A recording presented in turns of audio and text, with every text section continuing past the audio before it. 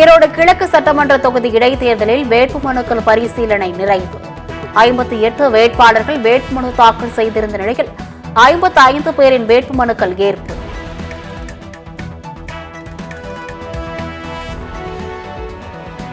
சென்னையில் நடைபெற்று வரும் 3வது பன்னாட்டு புத்தக காட்சி நிறைவு விழாவில் முதலமைச்சர் ஸ்டாலின் பங்கேற்பு.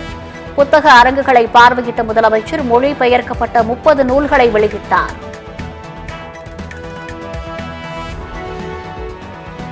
சென்னையில் குடியரசு தின அணிவகுப்பு ஒத்திகை வரும் 20, 22, 24 மற்றும் 26 ஆகிய தேதிகளில் சென்னை காமராஜர் சாலை பகுதிகளில் போக்குவரத்து மாற்றம். தஞ்சாவூர், திருவாரூர், நாகப்பட்டினம், மயிலாடுதுறை, புதுக்கோட்டை, ராமநாதபுரம், தூத்துக்குடி, திருநெல்வேலி மற்றும் கன்னியாகுமரியில் இன்று கனமழைக்கு வாய்ப்பு. மண்டல வானிலை ஆய்வு மையம் தகவல்.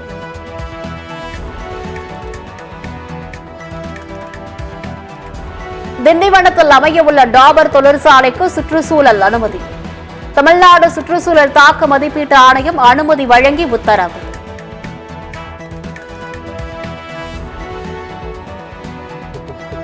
நடிகர் ரவி, ஆர்த்தி தம்பதியின் விவாகரத்து வழக்கு அடுத்த மாதம் 15ஆம் தேதிக்கு ஒத்திவைப்பு. சென்னை குடும்ப நல நீதிமன்றம் உத்தரவு.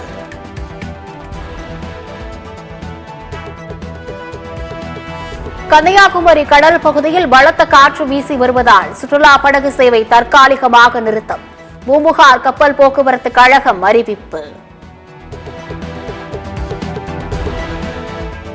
இந்துத்துவா சக்திகள் அழிய வேண்டும் என நினைத்தால் இந்தியா கூட்டணிக்கு வர வேண்டும். தமிழக வெற்றிக் கழக தலைவர் விஜய்க்கு தமிழக காங்கிரஸ் கமிட்டி தலைவர் செல்வ பெருந்தகை அழைப்பு.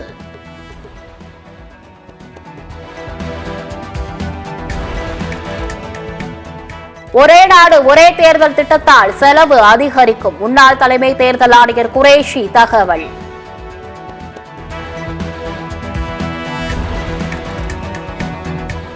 டெல்லி சட்டசபை தேர்தல் களத்தில் 981 வேட்பாளர்கள் போட்டி.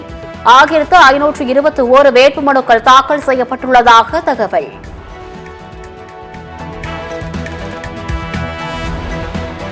திருவண்ணாமலையில் ஏசி சிலிண்டர் வெடித்து சிதறி தீ விபத்து. 10 லட்சம் ரூபாய் மதிப்பிலான உதிரி பாகங்கள் தீயில் எரிந்து நாசம்.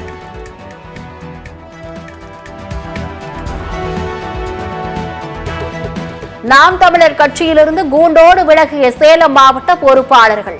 சுற்றுலாத்துறை அமைச்சர் ராஜேந்திரன் முன்னிலையில் திமுகவில் இணைந்தனர்.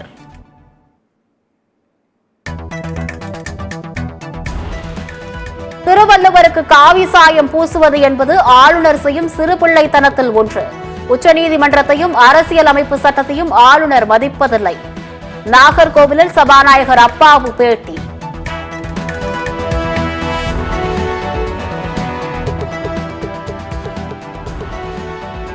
கேரளாவில் குளிர்பானத்தில் விஷம் கலந்து காதலன் கொலை செய்யப்பட்ட வழக்கு.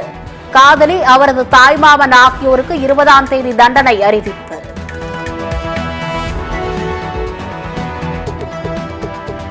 வேலூர் சோழவரத்தில் நடைபெற்ற மஞ்சு விரட்டு போட்டி. சீறி பாய்ந்து ஓடிய காளைகள். ஆயிரக்கணக்கான மக்கள் கண்டு ரசிப்பு.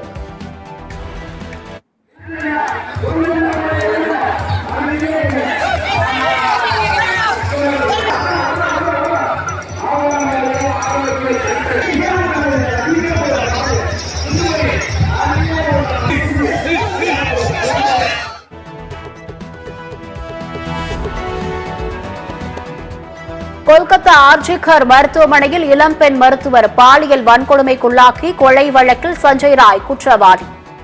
தண்டனை விவரம் வரும் 20ஆம் தேதி அறிவிக்கப்படும் என்று சியால்டா நீதிமன்றம் உத்தரவு.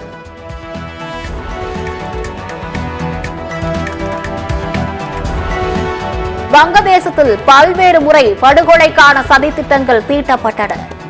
20 to 25 நிமிடங்களில் மரணத்திலிருந்து உயிர் தப்பியதாக ஷேக் ஹசீனா பகீர் தகவல்.